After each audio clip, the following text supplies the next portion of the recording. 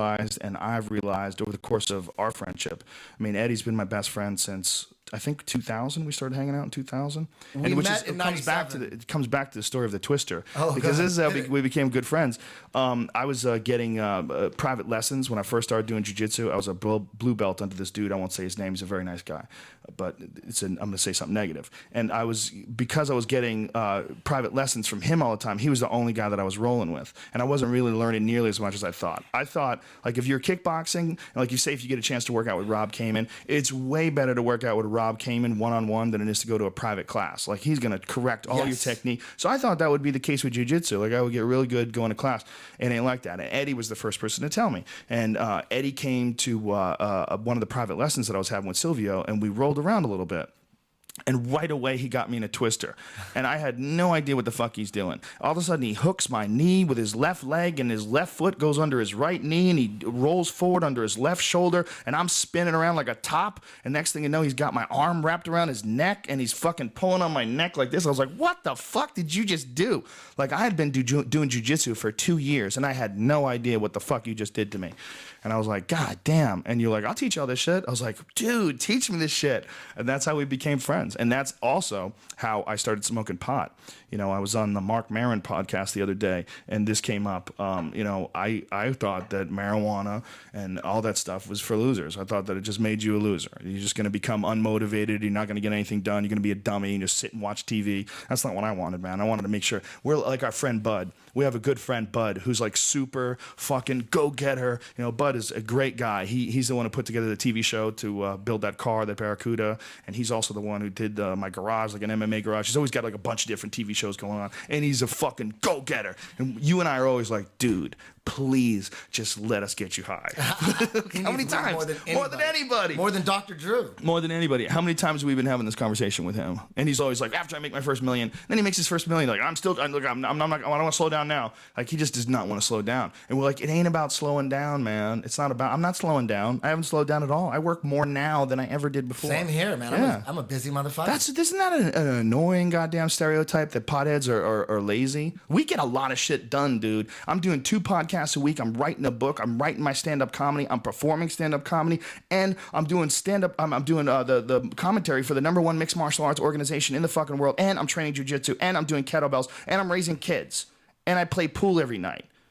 And I got to surf the internet, and I got to beat off. There's a lot of shit going on, man. There's a lot of goddamn time. I'm not lazy at all. I squeeze it all out of every day. So when people say that potheads, you know, that it makes you lazy, it's just a stereotype, man. And that was a stereotype that I thought before I met you, man. I do sleep till about 10:45 every day. What? What time do you go to bed? What time do you go to bed? 2 or 3. Yeah, that's like 8 hours. That's what you're supposed to get, man. Most of these people are in bed at 10 o'clock at night. That's why when they get up at 6 o'clock in the morning, they're all impressed with themselves. I'm like, yeah, bitch, I slept till 1:30 in the afternoon. But where were you at 5 a.m.? I was writing the greatest bit I've ever written in my life, okay? That's why I write my best shit. I was in the fucking isolation tank traveling through the universe, all right? That's what I was doing while you were sleeping. So don't give me a hard time because my time is different than your time. Like, somehow or another, you know, you're fucking doing yoga at 5 a.m., so you're the king. Fuck you, stupid. And it's all based on farmers anyway. Yeah, it is based on, you're right, it's based on farmers. You don't have to fucking get up early. That's nonsense. Sleep. The crazy thing is that Joe and I, before we started smoking weed, we were totally against it. We would bag on stoners, and we thought it made you stupid. And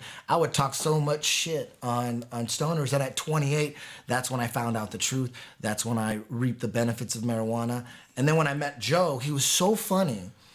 I thought, this guy's got to smoke pot. He's so funny. Like, I'd go see him, you know, do stand-up at the Comedy Store, and I'm like, that's that dude who trains at Jean-Jacques Machado's. He trains at my school. Hey, what's up, dude? I train at your school.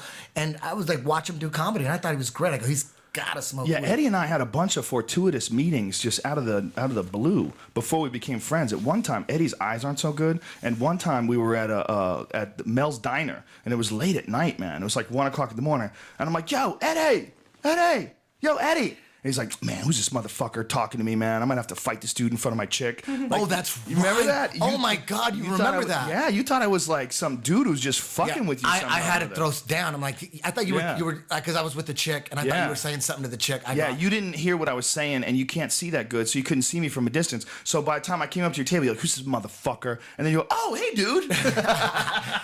I didn't watch news radio, and at that point, it was before Fear Factor, so I never watched news radio, and so I was like, okay, I hear he's an actor or something. Like, I barely remembered you. But then when I saw you at the Comedy Store. That was by luck, too. You didn't come there with me. You just came there. Yeah, I was just we at weren't the even friends. I would go see because right when I started smoking weed, I began to appreciate comedy way more because it's to way me, better. All of a sudden, my mind figured out how to write comedy. Right when I started smoking weed. I never understood. I was fascinated with comedy, but I never understood how they put bits together. I didn't understand the setup. I didn't understand the structure of comedy. But as soon as I start smoking weed, I'm like, I know where they're doing. I know what they're doing now. They're doing this and they're taking that and then doing. So I understood the basic formula. So I just became fascinated. And then I saw you. And I'm like, that's that dude from my jiu-jitsu school. He's an actor. And you killed me. You were all nothing but dick jokes and like relationship jokes, chick jokes, dating jokes. But you were killing it. And then when you walked off stage, I'm like, hey, dude,